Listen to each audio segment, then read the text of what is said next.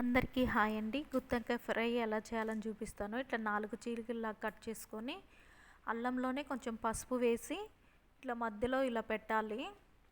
పెట్టిన తర్వాత ఒక గిన్నెలో ఆయిల్ పోసుకొని ఆయిల్ వేడైన తర్వాత కొంచెం జీలకర్ర వేసుకొని ఈ చీలికలలో మొత్తం వంకాయలో మొత్తం అల్లం పేస్ట్ పెట్టిన వాటిని ఆయిల్లో వేసి మీడియం సైజులో పెట్టి వేయించుకోవాలి.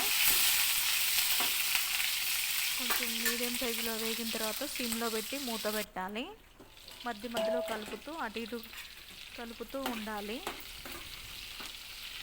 గుత్తి వంకాయ ఫ్రై ఎంతో టేస్టీగా బాగుంటుందండి. మళ్ళీ మూత పెట్టి మళ్ళీ కొంచెం ఉడికే వరకు మూత పెడితే ఆ స్టీమ్కి ముక్కలు తొందరగా ఉడుకుతాయి. కొంచెం కొత్తిమీర వేయాలి. తర్వాత ఒక 2 స్పూన్లు కారం, ఒక అర టీ స్పూన్ ఉప్పు. మీడియంగా కారం తినే వాళ్ళకైతే నేను చూపించిన 2 స్పూన్ల కారం సరిపోతుంది. ఇంకొంచెం ఎక్కువ కావాలనుకున్న వాళ్ళు ఇంకో హాఫ్ టీ స్పూన్ వేసుకుంటే సరిపోతుంది.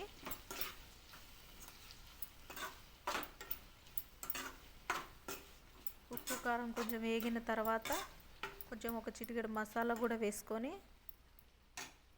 మరి కొంచెం వేగనివ్వాలి.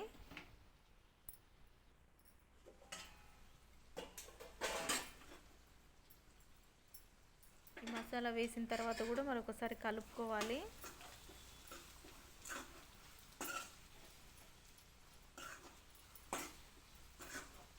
అంతే అండి, వేడి వేడి గుత్తి వంకాయ ఫ్రై రెడీ అయిందండి. నచ్చినట్లయితే లైక్ చేయండి, షేర్ చేయండి, సబ్స్క్రైబ్ చేయండి. వేడి వేడి అన్నంలో ఈ గుత్తి వంకాయ కూర వేసుకొని తింటే ఎంతో టేస్టీగా ఉంటుందండి.